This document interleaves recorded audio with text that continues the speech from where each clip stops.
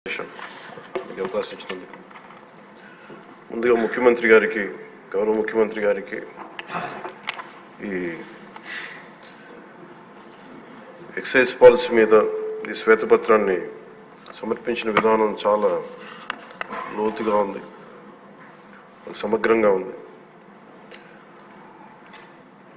ముఖ్యంగా ఈ ఎక్సైజ్ పాలసీకి సంబంధించి గత 5 సంవత్సరాల్లో ఎలాంటి సమస్యలు ఉన్నాయి, ప్రజలు ఎలాంటి బాధలు పడ్డారు, ముఖ్యంగా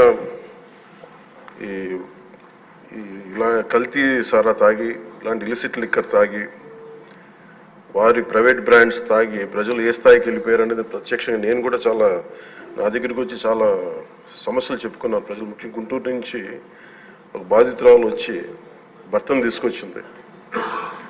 భర్తను తీసుకొచ్చి నా భర్త నన్ను కొట్టేస్తున్నాడు, మీరు మాట్లాడండి, వీళ్ళు మందు తాగిని చెప్పి ఆవిడ పాపం బాధపడుతుంటే ఉన్న దెబ్బలు చూపించింది. భర్తను అడిగితే భర్త ఏమన్నాడంటే, నేను ఎప్పుడు ఇలా చేసేవాడిని కాదు, మందు తాగగానే నాకు అట్లా అయిపోతుంది, ఇది నర్వస్ డిజార్డర్ వచ్చేస్తుంది, న్యూరలాజికల్ డిజార్డర్ వచ్చేస్తుంది అనేది తర్వాత దీంట్లో తెలియదు అధ్యక్ష. ఒకసారి అంటే ఇది ఇంకా విష్ణుకుమార్ రాజు గారు చెప్పినట్టుగా ఇది ఇంకా 3,000 కోట్లుగా చాలా లోతైన దోపిడీ జరిగింది. దీంట్లో లాస్ ఆఫ్ కన్సిడరబుల్ రెవెన్యూ దాదాపు 18,860 కోట్ల 51 లక్షలు అనేది ప్రాథమికంగా తేలింది. దీంట్లో అంటే ప్రజలకు కావాల్సిన డబ్బు, ప్రజలకి రావాల్సిన డబ్బు ఇవన్నీ కూడా ఎక్కడికి వెళ్ళిపోయినాయి. నిన్న ప్రధానమంత్రి గారు మనకి కేంద్రం బడ్జెట్లో మనకి 15,000 కోట్లు ఇవ్వగా ఇందాక గౌరవ ముఖ్యమంత్రి గారు చెప్పినట్టుగా మనం అందరం చాలా ఆనందపడ్డాం. అంటే దీంట్లోనే నిజంగా ఈ 15,000 చిల్లర కోట్లు మనకు వచ్చిందంటే అసలు క్యాపిటల్కి ఇబ్బంది కూడా ఉండేది కాదు. పోలవరం చాలా వరకు అయిపోయింది. ఇవన్నీ పక్కన పెడితే అధ్యక్ష, నిన్న రివ్యూ చేస్తా ఉంటే ఒక 20,000 తీసుకున్నాడు ఒక అధికారి, మన ఏసీబీ వాళ్ళు తీసుకున్నారు, ఇంటర్ డిపార్ట్మెంటల్ ఎంక్వైరీ చేస్తాం అని చెప్పేది ఒక రివ్యూ ఏదో కేసు గురించి చదువుతా ఉంటే తనకి కాంపెన్సేషన్ రావాలి, తనకి కోర్టుకి వెళ్ళారు. అది మాట్లాడుతున్నా ఒకటే అనిపించింది, ఒక చిన్నపాటి ఉద్యోగి తప్పు చేస్తే 20,000 రూపాయలు లంచం తీసుకున్నాడని చెప్పి లంచం తీసుకున్నందుకు ఏసీబీ ఎంక్వైరీ ఉంది, లేదంటే డిపార్ట్మెంటల్ ఎంక్వైరీ ఉంది.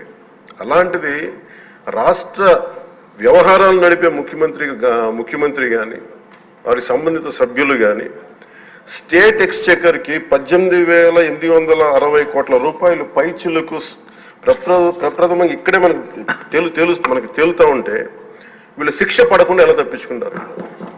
శిక్ష పడాలి. మనకి నైతిక బలం, నైతిక హక్కు ఎలా ఉంటుంది అధ్యక్ష? మనకి ఒక అధికారి 20,000 రూపాయలు నువ్వు తప్పు చేశావని చెప్పి ఏసీబీకి పట్టిస్తున్నావు.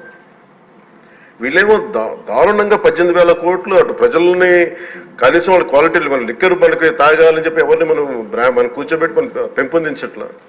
ఓకే, ఒక వ్యసనం అనుకోండి, దానికి ఏదైనా పేరు పెట్టుకోండి.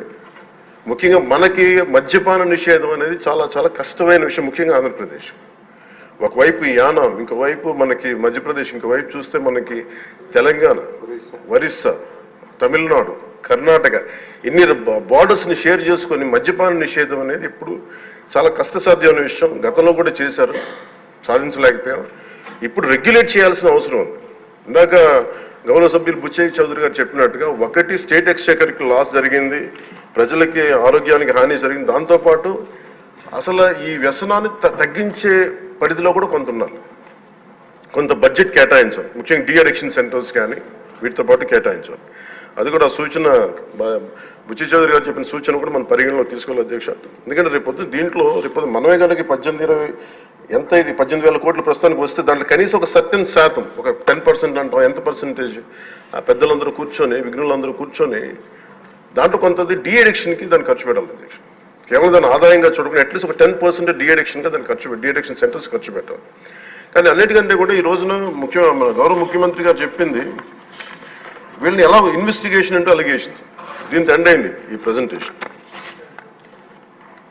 ఇదే కనుక ఈ రోజున మనకి క్లాప్ మిత్రాస్కి ఈరోజు డబ్బులు లేక, అలాగే పంచాయతీ బోర్డులో దాదాపు 9 నెలల నుంచి మనకి జీతభత్యాలు లేక ఒక 59 మంది నలిగిపోతా ఉన్నారు.